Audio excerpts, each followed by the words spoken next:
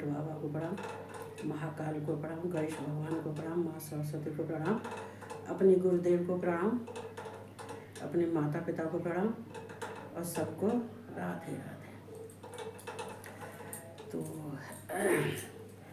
अब हम चलते हैं अपने भोलेनाथ के पास में, अपने भगवान शिव के पास में चलते हैं, अपने महाकाल के पास में और माँ पार्वती के पास में चलते हैं। तो चलना चाहिए, डेली जाना चाहिए उनके पास में। कहते हैं उनकी यात्रा करने से हमारा जीवन की यात्रा भी बहुत अच्छी होती है, शुभ होती है, मंगलमय होती है। तो यात्रा तो करनी चाहिए। वैसे कल मैं वहाँ जा रही हूँ अयोध्या। तो मेरा भाई इंग्लैंड से आए हुए और वो ठहरे हुए हैं, तो बस जा रही है, तो फिर वहाँ जाऊँगी कल अयोध्या। तो राम भी बुला रहे हैं मुझे, कह रहे हैं कि तू सब आ गए थे, तू नहीं आई, तो उनके पास भी जाना चाहिए। बुलावा आता है तो देखो, भगवान का बुलावा आता है तो ऐसे कोई कहीं नहीं जाता है। कहते हैं जब भगवान की कृपा होती है तभी हम भगवान के दरबार में जा सकते हैं, वैसे भगवान के दरबार में ऐसे कोई नहीं जा सकता है। हालांकि हमारी इच्छा थी, लेकिन अब वही जाने वाली कि रिजर्वेशन कराओ, फिर किसी और को साथ में लो, फिर आप कब करवाओ, तो यही होता है। लेकिन उनका चटपट बुलावा आ गया, तो जा रहे अपने धाम जा रहे हैं। वो अयोध्या है तो हमारी, तो हम अपने नहीं, सबको अपने अपने घर जाना चाहिए। दूसरे के घर में रहते रहते कभी बोर भी हो जाते हैं, तो अपना घर भी देखना चाहिए। तो सभी कहते हैं कि हमारा घर जहाँ है, जहाँ स्थान है, तो भाई स्थान पर जाना चाहिए। और मेरा ही नहीं है, सबका है, सबका है, हमारे थोड़ी नहीं।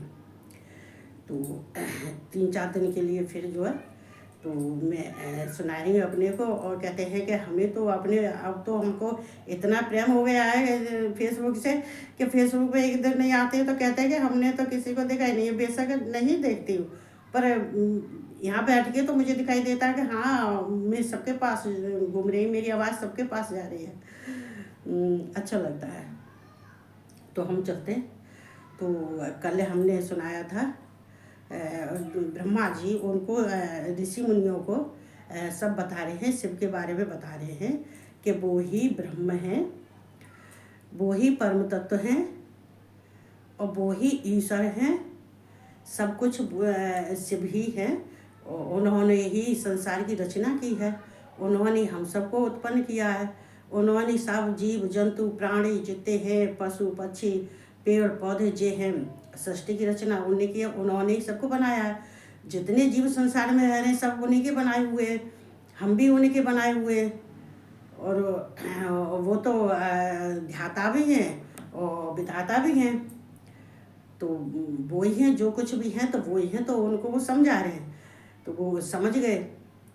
तो उन्होंने जब वो कहने लगे तो ब्रह्मा ने कहा था कि भगवान शिव को प्रसन्न कर, ऋषियों से कहा था भगवान को प्रसन्न करने के लिए तुम यज्ञ करो और भगवान के शिव की भक्ति करो, उनके मंत्र का उच्चारण करो, उनका मंत्र जाप करो।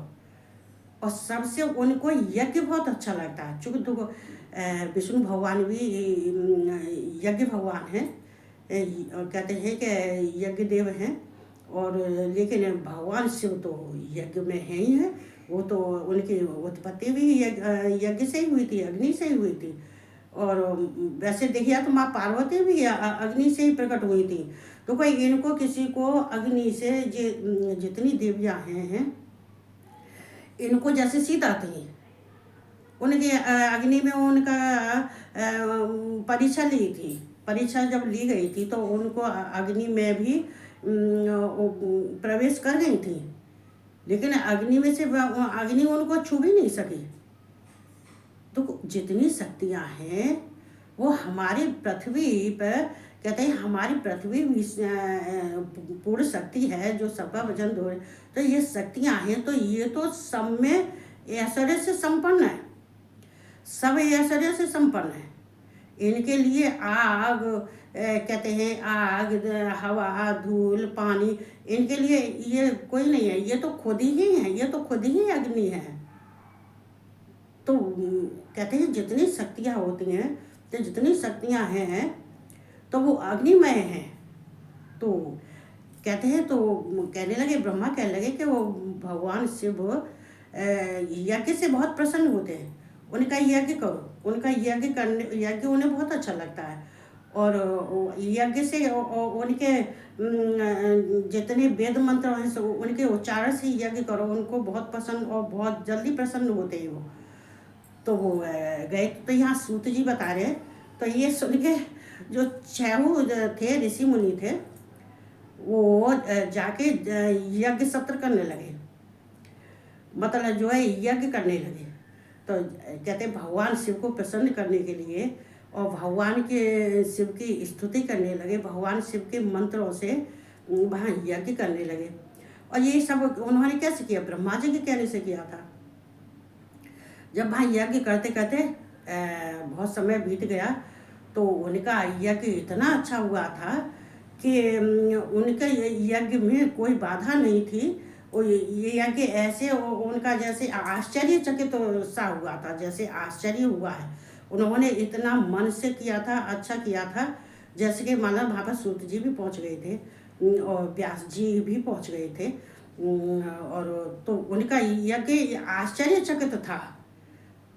और जैसे कि वो कहते नहीं कि जब ब्रह्मा स्पष्टा, जब स्पष्टा मतलब ब्रह्मा, जैसे कि पूर्व समय में सृष्टि रचने की उनकी इतनी इच्छा से और उनकी लगन से थी, सृष्टि रची गई थी उनकी लगन से, ऐसे ही उन्होंने लगन से यज्ञ किया। तो आश्चर्य, देखो पहले सृष्टि की रचना हुई तो ब्रह्मा को भी आश्चर्य हुआ था। सब आश्चर्यचकित लगता है। देखो जो कहते हैं कि हमें भगवान शिव जो भी काम करने को देते हैं और वो काम करने को हम जाते हैं तो पहले भय होता है, भय के बाद में जब वो काम हो जाता है तो आश्चर्यचकित लगता है कि अरे हाँ ये तो काम हो गया है, भगवान की कृपा से ये काम हो गया, तो आश्चर्यचकित वाली बात हो जाती है ना।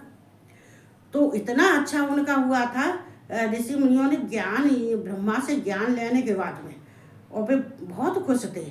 लेकिन कुछ दिन बाद फिर यज्ञ देखने के लिए तो वायुदेव आए, और वो वायुदेव किसकी इच्छा से आए थे? ब्रह्मा की इच्छा से। ये वायुदेव ब्रह्मा के शिष्य थे, और ब्रह्मा के शिष्य थे ये, तो भगवान शिव के कहते हैं जो तिरोभाव है का है, जो 5 उसमें आते हैं, कहते हैं कि सृष्टि, पालन और संहार, और जो तिरोभाव आता है फिर उसके बाद में संहार करता। तो ये तिरोभाव, ये बात तो भगवान शिव के पास हम नज़दीक रहती है। और देखो जहाँ यज्ञ होता है, और अग्नि भी बहुत खुश होती है। कहते हैं यज्ञ देव भी उनकी कर रहे थे, उनका आने का इंतजाम कर रहे थे, आने का इंतजार कर रहे थे कि वायुदेव आवे, वायुदेव आवे। अब क्यों हमें वायुदेव? अग्नि के पास में हमेशा वायुदेव साथ रहते हैं, और वायुदेव अग्नि के पास रहते हैं, अग्नि भी वायुदेव के पास।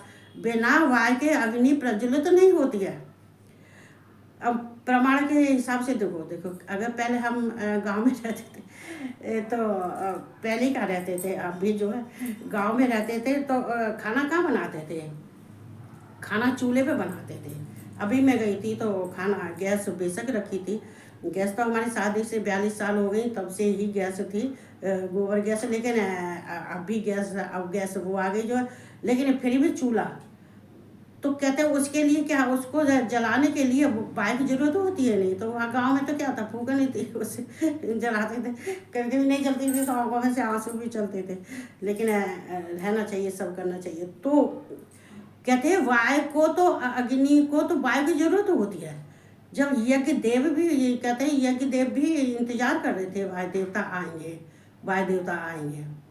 लेकिन ब्रह्मा इतने खुश थे उनके यज्ञ से, तो ब्रह्मा ने कही वायुदेव से कि तुम उनके यज्ञ में जाओ, और ऋषि मुनि है और मैंने उनको ज्ञान दिया है, तो ज्ञान के अनुसार वो यज्ञ कर रहे हैं, और उनको भगवान शिव को प्रसन्न करने के लिए कर रहे हैं। तो फिर वायुदेव आए तो उनको लेकिन वायुदेव तो अपने, कहते हैं अपने इंद्रियों को बस में करके वायुदेव और अपने पवित्र मन से और ऋषि मुनियों के पास में आके उनकी मदद करने के लिए आए थे, उनको खुश करने के लिए आए थे।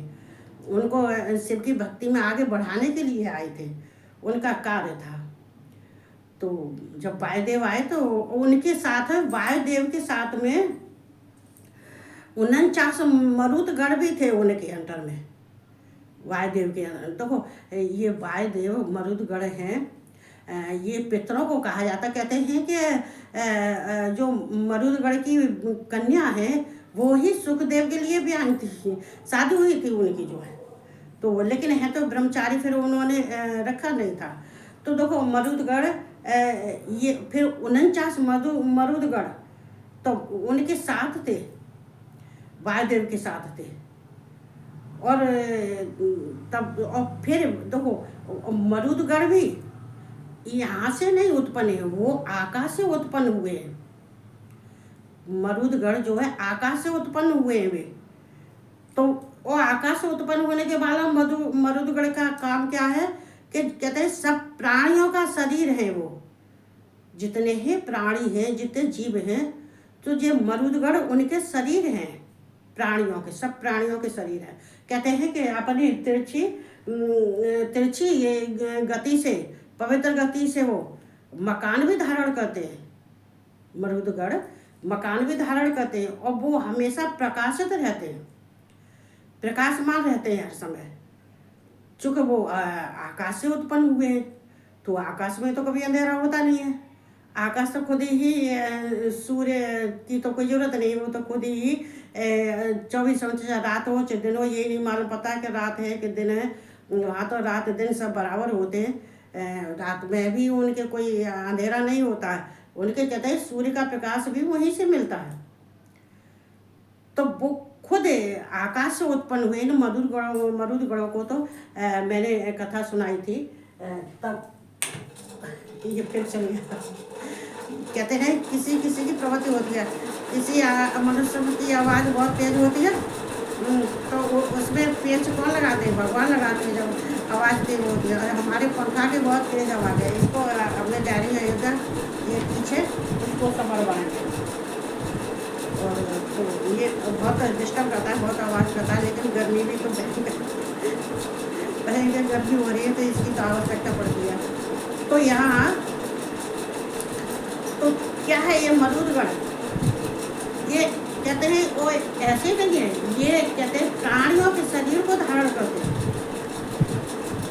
और इनके 8 जो अड़मा जो 8 सिद्धियाँ हैं, तो वो पहले मैंने अड़मा की भी पहले सुनाई थी, उसमें अड़मा के बारे में, मरुदगण के बारे में सुनाया था। तो उनके मरुदगण की 8 सिद्धियाँ हैं,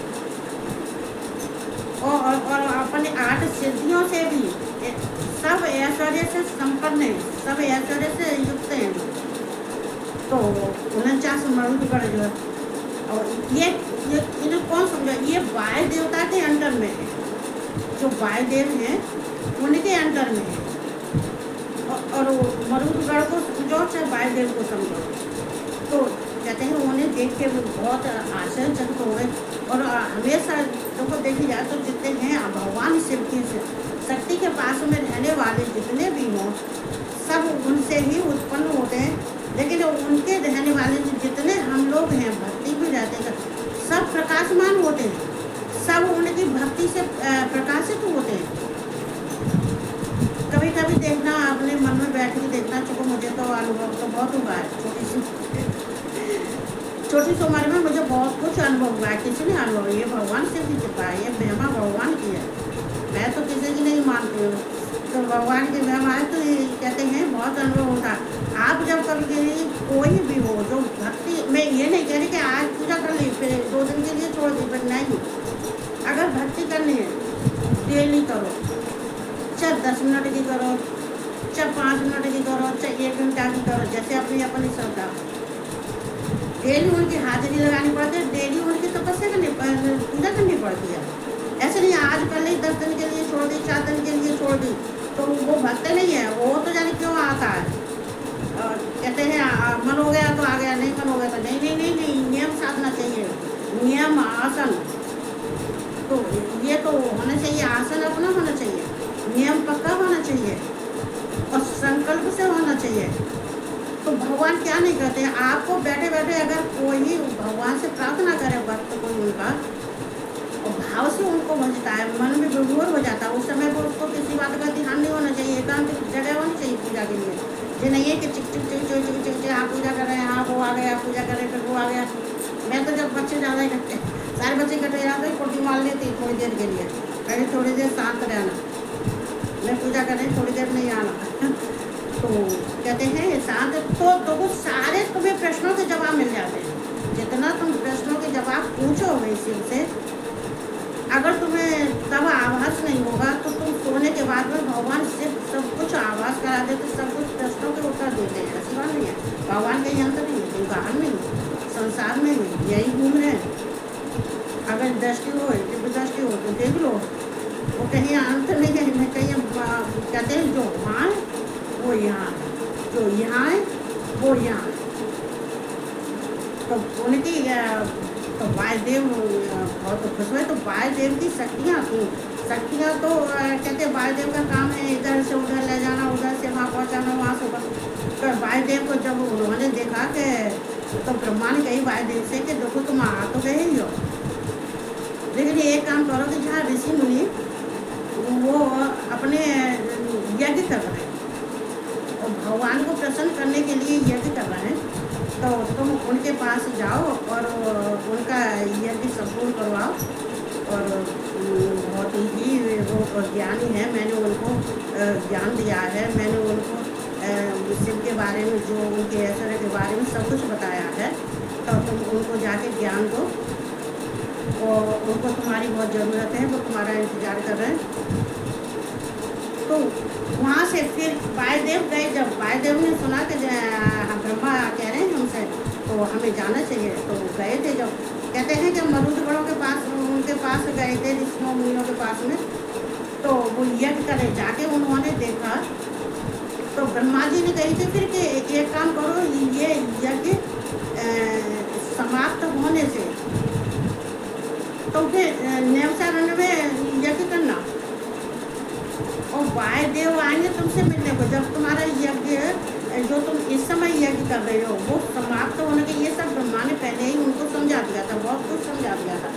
कहते तुम्हारे यज्ञ समाप्त होगा तो तुम्हारे पास में वायुदेवता आएंगे तुम्हारी मदद करने के लिए, तुम्हें भगवान से मिलाने के लिए,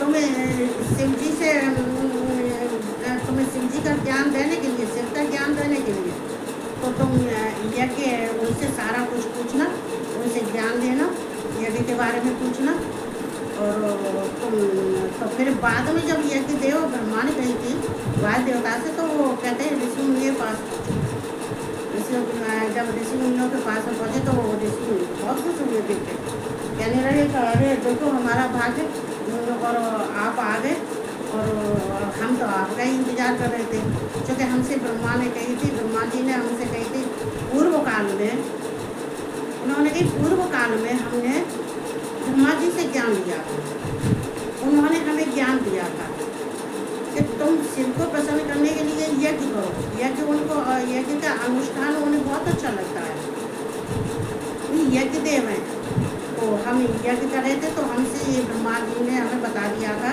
ब्रह्मदेव ने कह दिया था कि तुम्हें वायुदेव तुम्हारे पास आएंगे, और हम तब आपका ही इंतजार कर रहे थे। वो बहुत खुश हुए थे, उन्होंने खुश होकर उनको आसन दिया, उनका पूजन किया, और पूजन करके और उनकी स्तुति की थी, तो वायुदेव बहुत प्रसन्न हुए।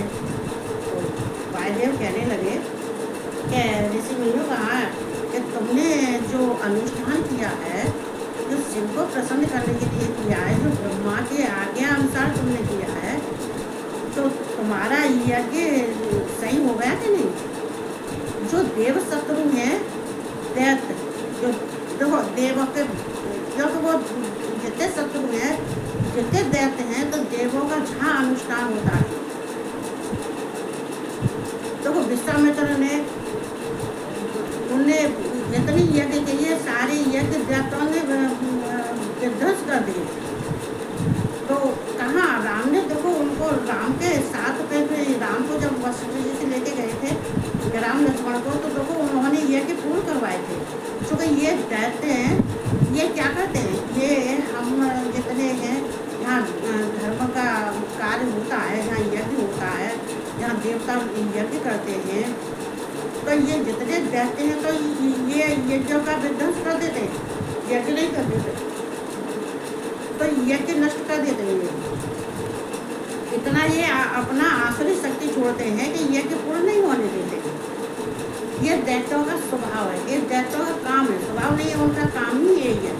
क्योंकि धर्म के मार्ग पर नहीं चलते, जब भगवान विष्णु से सबसे ये तप कर करके आशीर्वाद लेते रहते और फिर कहते हैं उन्हीं के फिर उन्हीं का कार्य खराब करते हैं, उन्हीं को नुकसान पहुँचाते हैं, उन्हीं को परेशान करते हैं, तब फिर देवता फिर भागते हैं। तो इनका निवारण करने वाले भी केवल शिव ही है, शिव शिव। तो यहाँ पे वो भी कह रहे हैं, ब्रह्मा कह रहे हैं कि देखो ये रुद्र, तो उन्होंने वायुदेव ने कही कि देखो तुम जिनकी तपस्या, तो उनको देख के जब खुश हुए तो कहने लगे किसी दैत्यों ने तुम्हारे इसको कोई विघ्न तो नहीं डाला, तुम्हारे यज्ञ नष्ट तो नहीं किया, तुम्हारे यज्ञ में कोई बाधा तो नहीं आई। बड़े अच्छे ढंग से पूछा था, बहुत कुशल से। देखो संतों की वाणी हमारे मन को मोह, देखो संतों की जब हम आवाज़ सुनेंगे, सिद्ध पुरुष हो चाहे संत हो चाहे, देखो ये वामदेव कौन बताओ, जो भगवान शिव के 5 विग्रह हैं, सद्गुरु जातक से ऊपर वामदेव, लेकिन उनको शिक्षा देने के लिए ये पृथ्वी पर उनको मनुष्य के रूप में ही और गुरु के रूप में रह के उन्होंने सबको उपदेश दिया, और साक्षात कार्तिकेय से सारा उपदेश लिया।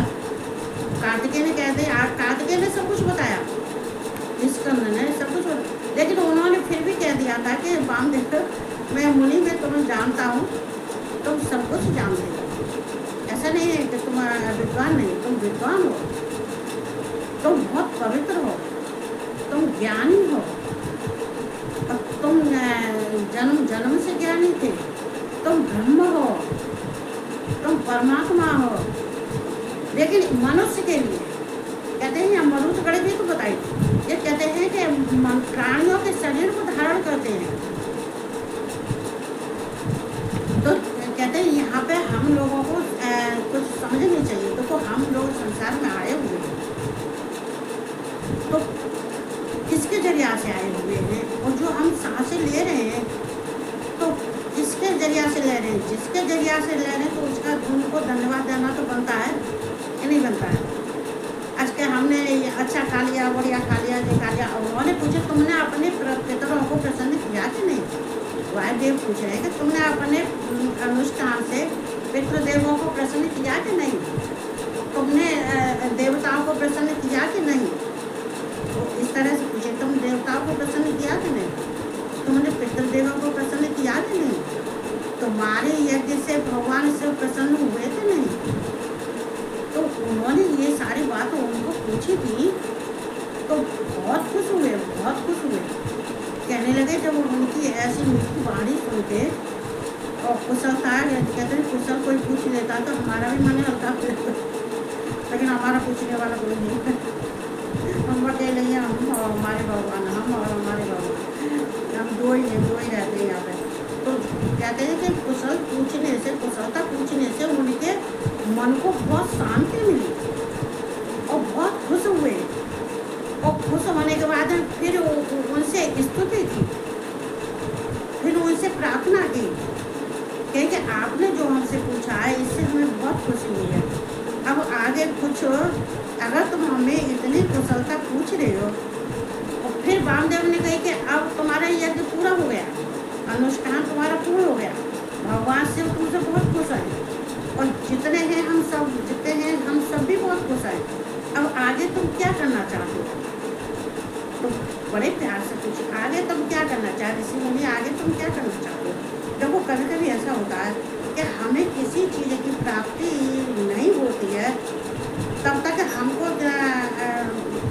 विचलन सी रहती है, कहते हैं तब तक हमको ऐसी घबराहट सी रहती है, चिंता रहती है, चिंतित रहते हैं कि हम किसी चीज़ को हम करने के लिए, और वो कार्य हमारा पूरा मन में घृणा होने लगती है कि देखो हम इतना सब कुछ कर रहे हैं लेकिन हमसे कुछ हो ही नहीं रहा है। हम जिनके हम आशीर्वाद लेने कृपा लेने के लिए हम उनकी कृपा नहीं लेना पा रहे। हमारे जो हम यज्ञ अनुष्ठान कर रहे हैं वो ही पूरे, लेकिन उनके तो पूरे होते गए। उनको ब्रह्मा जी मिल गए, ब्रह्मा जी के बाद में फिर उनको सूत जी मिल गए, सूत जी को मिलने के बाद में उनको व्यास जी भी मिल गए, और व्यास जी के बाद में उनको बाल देवता भी मिल गए, बाल देव भी मिल गए। तो वो कहने लगे कि हम आपका बहुत इंतजार कर रहे थे, क्योंकि हमें सृष्टिकर्ता हैं जो ब्रह्मा जी हैं, तो उन्होंने हमें बता दिया था कि तुम परेशान मत हो, तुम जो कार्य करोगे वो तुम्हारे कार्य पूरे होंगे और आगे तुम्हें बाल देवता आगे तुम्हारे पास तुम्हारी मदद करने के लिए। तो आप आगे तो हमें बहुत खुशी हो रही है। तो फिर वो कहने लगे कि अब क्या करना चाहती हो, अब तुम्हें आगे और क्या इच्छा, क्योंकि इच्छा बढ़ती जाती है ना, तो इच्छा बढ़ती कहते हैं किसी काम को करो और काम का जब हमें सफलता मिलती जाती है तो हमारी इच्छाएं बढ़ती जाती हैं। अब इच्छाएं ये नहीं कहती है कि हमारी इच्छा मकान एक बन गया, दूसरा फिर वो, फिर तीसरा हो, एक गाड़ी है फिर दूसरी हो, फिर तीसरी हो, ये इच्छा नहीं होती है। ये इसको इच्छा ये जो है हमारे हानिकारक है, लाभदायक नहीं है, हानिकारक है। क्योंकि जो जितना भगवान ने दिया है और तुम्हें आसानी से जो मिल गया है तो उसके लिए भगवान को धन्यवाद हो और उसी में संतुष्ट हो। तो जितना है उसी में संतुष्ट रहने वाले को कभी कोई परेशानी नहीं होती। तो वो हमें तो जितना भगवान ने दिया है उससे खुश है, नहीं देगा तो भी खुश है। क्योंकि हमें तो जहाँ से आए तो वही जाना है। हम तो अपने भगवान का भजन करने सबका जितना मेरे हाथों से जिसका भला हो जाए मैं उसका भला, मैं कहती हूँ भोलेनाथ मेरे हाथ में कभी किसी का बुरा नहीं होना चाहिए, कभी मेरी वाणी से कोई किसी के लिए ऐसे श्राप और ऐसे नहीं निकलनी चाहिए। कभी कभी गुस्सा आ जाती है तो कभी कभी बाई चांस आ जाती है, कभी कभी कभी तो ऐसा मैं बहुत सोच समझ के कहती कोई बात हो, बड़े ध्यान लगा के कहती हूँ। तो हमें तो जहाँ से आए वहाँ से हम तो जाना, लेकिन हम जो जहाँ कार्य कर जाएंगे, जो भगवान ने हमें जिस कार्य के लिए भेजा उसमें हम तन मन से लगे। विष्णु जैसे हम भी मन से लगे, जैसे 6 ऋषि आगे बढ़ते जाते हैं भगवान की प्राप्ति के लिए। भगवान ब्रह्मा जी ने कही कि तुमको ये सब करने से तुम्हें शिव की प्राप्ति भी होगी, तुम्हें मोक्ष भी मिलेगा और तुम्हें शिव का सायुज्य मिलेगा। तुम्हें मोक्ष का मार्ग दिखाने वाले जो कहते हैं हमारी इच्छा होती तो मोक्ष का मार्ग दिखाने वाले भी बहुत आते हैं।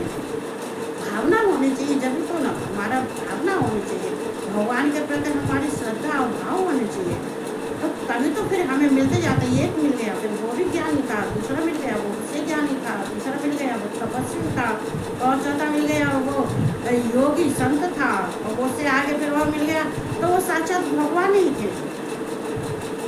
देखो कितनी मंजिल पार कर भगवान की प्राप्ति के लिए ऐसे लगन होनी चाहिए ना। तो उन्होंने कही कि आगे तुम्हें और क्या करना, वो कहने लगे कि हमें आगे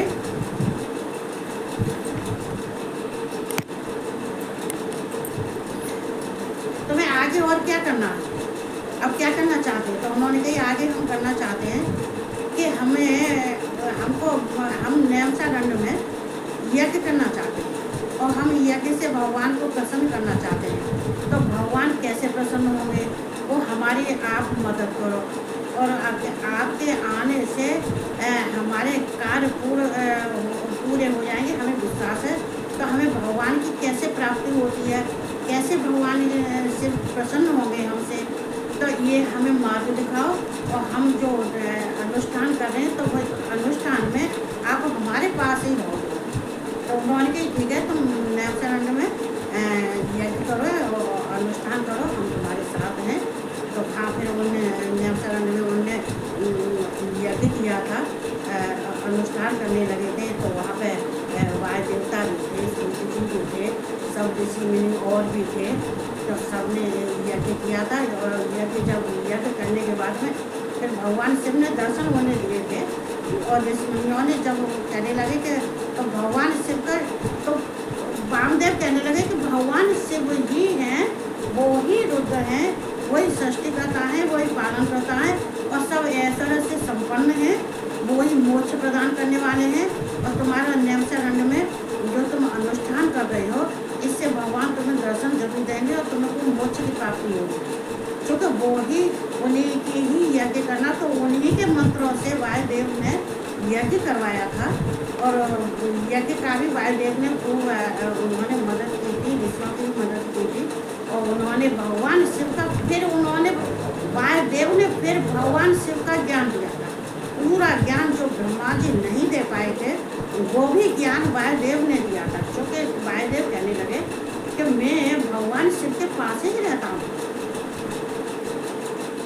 और हम कहते हैं कि हम और शिव, हम दोनों अर्धमात्रा, हम दोनों अर्धमात्रा, हम दोनों एक ही हैं। और मैं शिव के पास ही रहता हूँ।